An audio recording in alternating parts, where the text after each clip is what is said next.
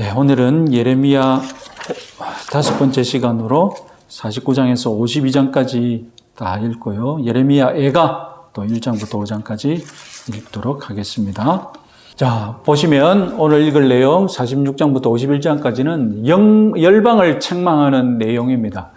그래서 지난주에 했듯이 애굽과 46장 애굽, 47장 블레셋, 48장에는 모압, 49장에는 또 이런 나라들, 마지막에 바벨론에 대한 심판을 얘기합니다.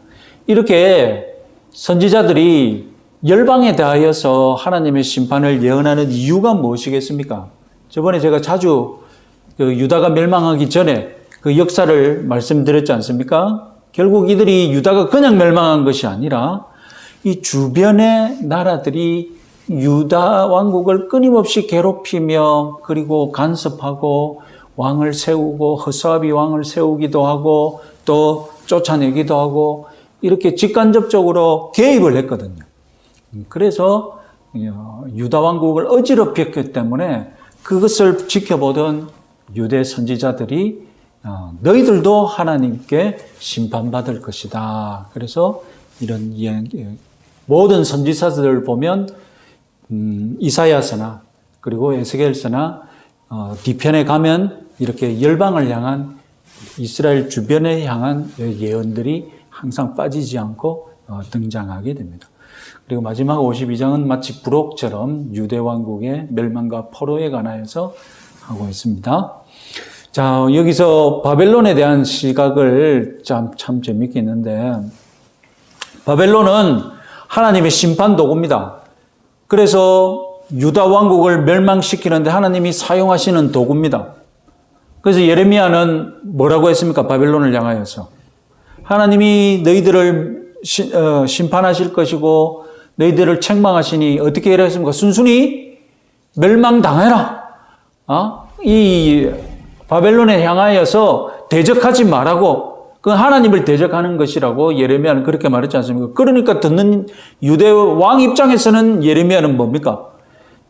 바벨론 편을 드는 매국노처럼 보이는 거죠. 그래서 예레미야를 투옥시키고 이렇게 하지 않습니까? 자, 분명히 성경은 그리고 선지자들은 바벨론을 향하여서 하나님이 유다 왕국을 심판하시는 심판 도구다. 이렇게 긍정적으로 얘기합니다. 또한 바벨론을 향한 또 다른 시선이 있는데 그것은 무엇이냐? 그들의 악한 동기 때문에 하나님의 심판 대상이다. 심판 도구이면서 심판 대상이다. 그러면 이들이 유대 왕국을 침입해 올 때, 우리가 하나님의 부르심을 받았으니, 우리가 유대 왕국을 침략하자. 그렇게 해서 유대 왕국을 침략한 건 아니었죠. 그들이 유대 왕국을 침략한 것은 무슨 마음 때문입니까? 그것이야말로 제국주의적인 욕망 때문에 내가 유대 왕국을 우리 말 안 듣고, 그러니까 순순히 우리가 유대 왕국을 멸망시켜야 되겠다. 멸망시키고 나서 또 어떻게 했습니까? 유대 왕국에 쓸만한 인재들을, 인력들을 다 포로로 끌고 가지 않습니까? 포로로 끌고 가는 이유는 뭐라고 했습니까? 수천 년 전에는 국력은 곧 무엇입니까? 국력은 인력이고, 인력은 곧 노예거든요. 그죠? 노예가 많으면 많을수록 생산을 많이 하고, 그죠? 그래서 그 나라가 잘 사는 비결은 많은 노예를 확보해야 되거든요. 그러니까 바벨론은 유대 민족을 자기 나라로 끌고 가지 않습니까?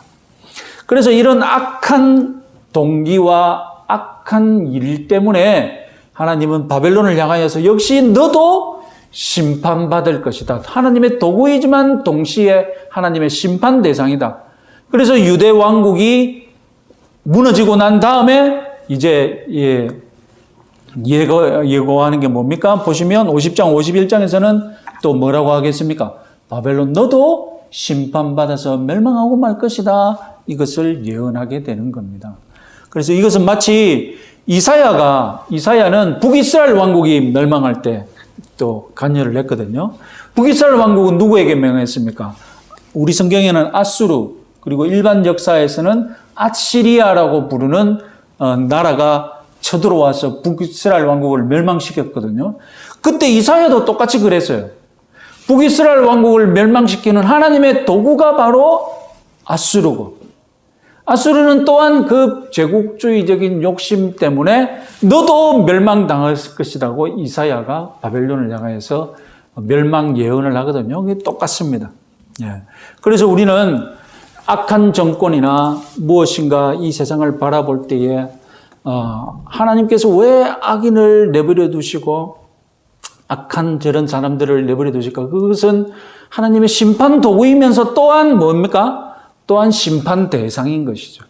하나님이 악인들을 사용하시는 이유는 그 악한 욕심을 이용하여서 그 악한 욕심을 내하여서 무엇인가 심판 대상을 손보는 겁니다. 그러면서도 또한 이들을 내버려 두시지 않고 이들 또한 악행을 행하였기 때문에 반드시 심판하실 것이다. 이것이 바로 이중적인 시선, 바벨론을 향한 이중적인 시선, 그리고 이런 이중적인 시선은 우리 세상 이치를 바라보는데도 우리가 적용할 수 있다. 이렇게 생각이 됩니다. 다음 오늘 예레미야 애가를 읽게 될 건데요. 1장 1절 첫 번째 단어가 슬프다입니다. 그래서 애간 거예요. 슬픈 노래. 예. 그래서 1장을 보시면 황폐하고 버려진 예루살렘에 대해서 노래하고 예루살렘 멸망당한 걸 슬퍼하고 있는 거예요. 그리고 제2장은 하나님의 진노하신 이유, 그리고 유일한 희망은 무엇이냐, 유일한 소망은 무엇이냐, 유대민족이 회개하는 것이다. 이것을 얘기하고 있고 3장은 하나님의 옛 은혜를 생각하면서 애통해하고 있고 4장은 시온의 옛 영광과 현재의 재난을 대해서 비교하면서 애통하고 있습니다. 마지막 5장은 하나님의 은혜를 갈구하면서 유대민족을 향해서 너희들이 회개해야 다시 회복된다라는 점을 말하고 있습니다. 저작권, 전통적으로 예레미야라가 썼기 때문에 예레미야 애가라고 부릅니다. 그러나 현대주의자들은 예레미야서와 문체가 다르고 유대 멸망보다 더 후대의 사건을 슬퍼하고 있다 이렇게 해석합니다. 그러나 전통주의자들은 반박하기를 예레미야 예언서, 예레미야와 문체가 동일한 것이 더 많다. 문체가 틀린 것도 있지만 동일한 것이 더 많다. 그리고 이 예레미야 애가를 지을 만한 사건이 유대 왕국의 멸망 말고 또 무엇이 있겠는가? 이런 점에서 현대주의자들의 주장을 반박 잘 하고 있습니다.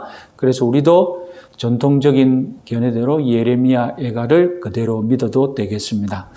자, 오늘은 그러면 같이 읽도록 하겠습니다. 예레미야 49장부터 읽습니다.